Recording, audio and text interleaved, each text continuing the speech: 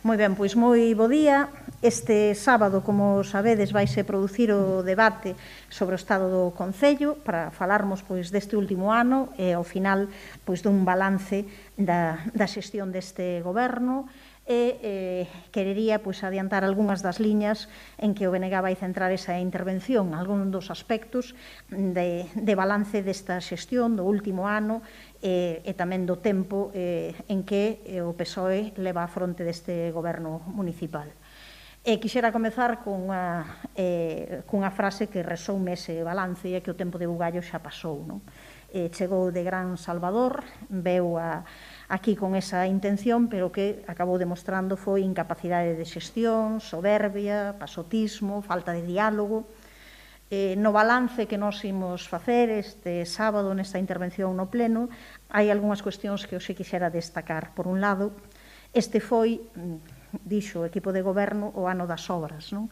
Pero claro, seguimos o ano das obras, son as obras de Concheiros, que foron adxudicadas en setembro de 2020, cunha previsión de remate en 9 meses, xuño de 2021, e aí están en espera, aínda sen rematar e con todo o que sabemos, todas as incidencias e os desastres acumulados. Obra do Pombal, un derrubo producido o 21 de novembro de 19, 2 anos para que fosen adxudicadas, aí están sen rematar. Obras do Hórreo, adxudicadas o 3 de agosto de 2021, en 5 meses que presumían que ian ser menos, pero onde aos 20 días xa houbo que facer un reaxuste do proxecto e hoxe xa un lousado con roturas, aínda sen rematar. Podíamos falar mesmo de obras de outras administracións, obras en que tamén o Concello ten que colaborar, como a obra da Intermodal, cun proxecto que filtra a choiva e cun Concello que ao final non foi capaz de modificar este grupo de goberno que teña que asumir os custos de limpeza, de iluminación e de seguranza da pasarela e agora da filtración, que vai pagar esa reforma. Evidente, parece, nos entendíamos que debería de ser quen a fixo, pero parece que vai haber un reparto tamén, unha distribución, e que o Concello probablemente tamén teña que poñer a súa parte. A verdade é que é algo que non entendemos. Ou que pasou coas obras da Xunta nos Camiños de Santiago, onde non houve un seguimento continuado do Concello, e de tal maneira que se di até que cando rematen é cando se miran os problemas que hai.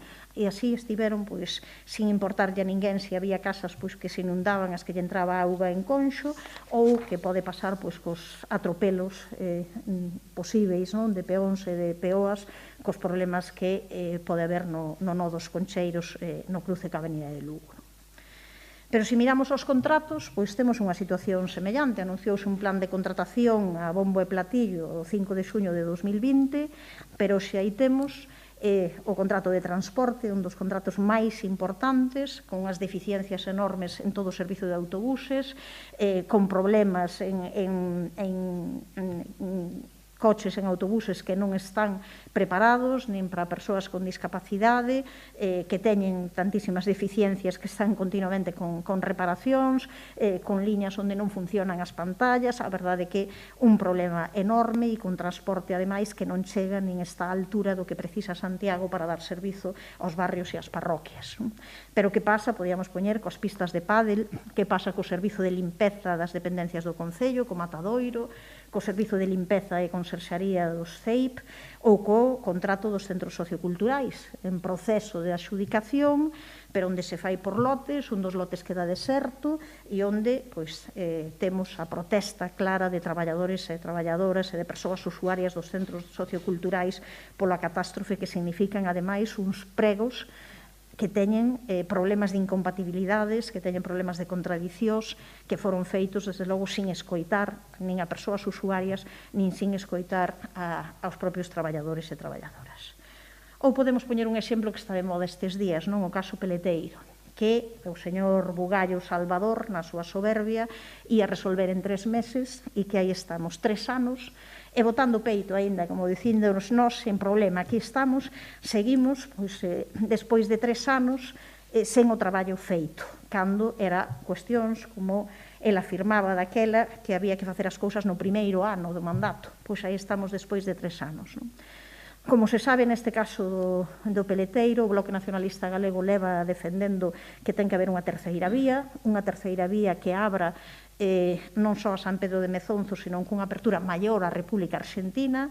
Eso foi o que xa lle trasladamos ao alcalde hai días, e iso foi tamén o que lle trasladamos á propiedade na reunión de onte, que quedou de estudar para facer unha proposta dentro de 15 días.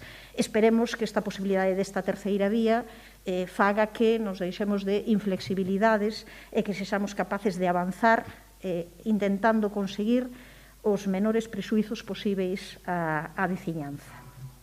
E, neste sentido, enlazo isto xa coa última cuestión que quería tratar, que o tema, outro dos temas que centra este ano de goberno de Bugallo e do PSOE é todo el, que é a falta de diálogo e de participación, e que vou concretar nalgúnas cuestións. Podíamos velo en peleteiro, porque claro, cando se fala con posterioridade a que se inician os trámites, logo temos os problemas que temos, pero podíamos falar da Praza de Abastos. Ás veces, cando falamos de iniciativas para dinamizar a Praza de Abastos, para facerlle caso tamén e atender as demandas que fai o colectivo das vendedoras e vendedores da Praza de Abastos, parécenos da nosa impresión de que ao PSOE lle sobra a Praza de Abastos. Mellor sería sin Praza de Abastos, mellor sería que aquí houvese outra cousa, igual que lle sobra o mercado de gando de Amio. Ese, desde logo, parece que non está no seu modelo. Pero que pasa recentemente co tema, por exemplo, da decisión de instalar a plataforma logística de Mallou, non? Porque, claro, vaise instalar iso nunha parcela municipal onde hai unha solicitude veciñal para que toda esa zona sexa unha zona dedicada a usos múltiples para a veciñanza, a dotación de instalacións deportivas e sociais, a un parque xeronto-infantil.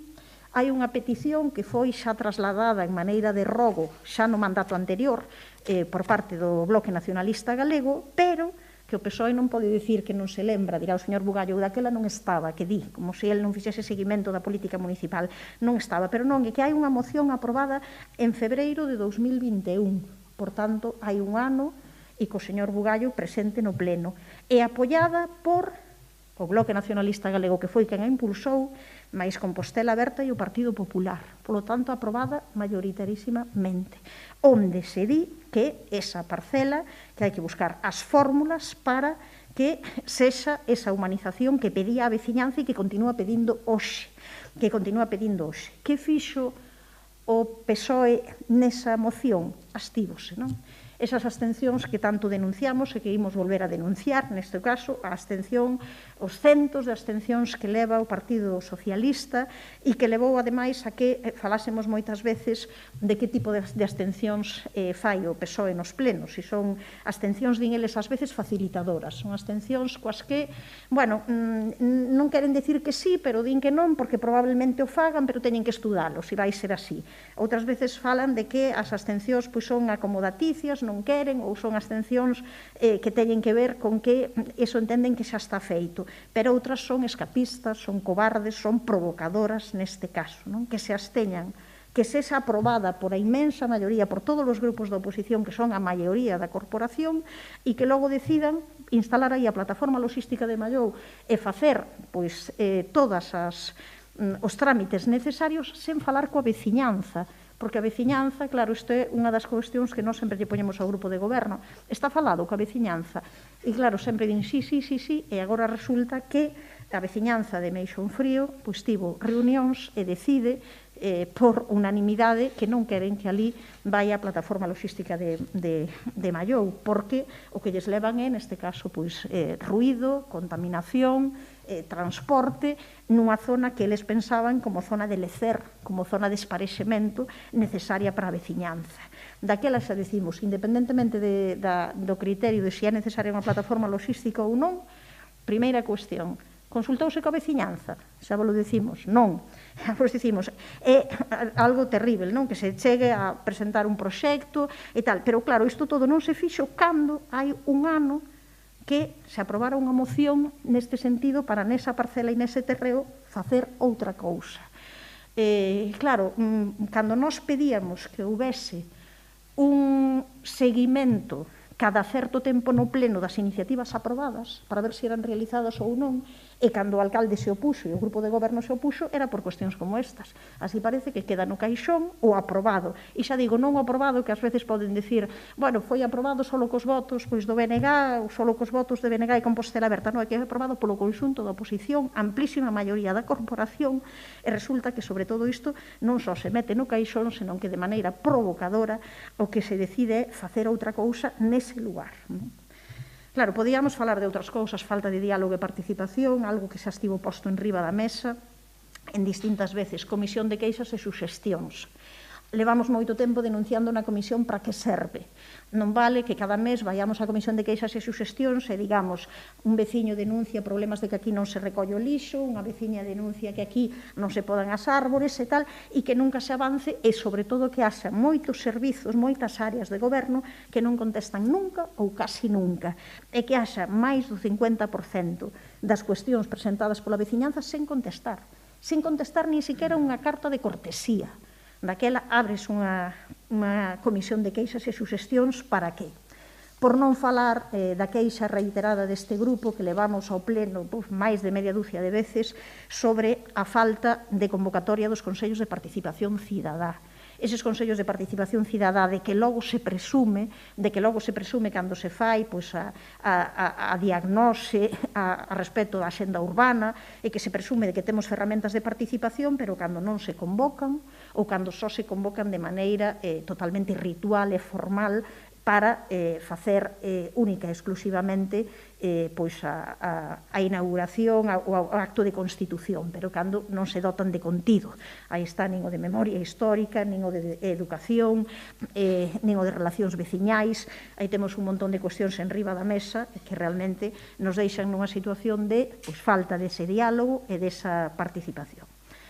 Van ser máis os temas, por suposto, que imos debullar na nosa intervención no pleno, pero eu só quería adiantar estas, non? E dicir e rematar xa comentando que, desde a nosa perspectiva, abonda de soberbias, de paternalismo, que fai falta autocrítica, capacidade de diálogo, e que ás veces o señor alcalde e o seu grupo de goberno lémbrannos a ese conto que todo o mundo coñecemos, non? Do emperador que vai espido, non? Unha persoa que está entronada, que sabe perfectamente, ou pensa que todo pode mandar e decidir e que ninguén lle pode comentar nada e que todo ten controlado e que todo vai ben, pero realmente cando pasea pola rúa, cando pasea e o ve a veciñanza, todo o mundo ve que vai espido, pero que pasa? Que a xente da súa corte, a xente do seu goberno, a xente máis próxima, non se atreve a dicirlle que realmente vai espido. E ese é o resultado e o balance para nós deste ano de goberno, deste tempo de goberno do PSOE e de Bugallo. Un emperador que vai espido, a quen hai un grupo de xente que non se atreve a dicirlle que vai espido. Esperemos que en algún momento acabe o silencio e haxa xente que lle diga que así non se pode ir pola rúa. E isto era o que vos queríamos trasladar. Non sei se tedes algunha pregunta. Bueno, quería preguntarle por outro tema, sobre a de mascarillas, vexo que vostede opta por mantela, non sei se cree que é unha medida que chega a cero, que chega oportunamente, se vostede vai a seguir usando. Eu o que vou facer, neste caso, por respecto aos protocolos, é manter o que digan os protocolos de cada un dos lugares e dos espazos onde estea. Desde logo pola rúa eu xa ando habitualmente sen máscara nestes momentos, creo que é o lóxico, e nos lugares de interiores respetar as instruccións que se nos dean. No caso do Concello de Santiago, a instrucción que se nos facilitou onte é que aínda non se facía un novo protocolo e que seguían vixentes as medidas de utilización de máscara no interior do Concello. Mentres non haxe un protocolo, neste caso que indique o contrario, eu vou facer, vou seguir esa norma, pero ali nos lugares onde se poida andar sen máscara, eu creo que con todas as debidas precaucións e cautelas, desde logo sí que andaremos sin ela, como nestes momentos o facemos pola rúa. De todas formas, creo que iso non debe levarnos a pensar que o coronavirus xa pasou. todo o mundo coñecemos moita xente aínda nestes momentos infectada, xente que é contaxiada con problemas e algunha delas con problemas severos. Entón, nese caso, xa digo, somos prudentes e respetamos as instruccións que se nos dean desde as persoas que a nivel de prevención de riscos e de control sanitario teñen a responsabilidade. Falando de quitar máscaras, non sei se confía con que ese sábado do debate de Estado a Bugallo tamén se lle cae a máscara de vos xestor.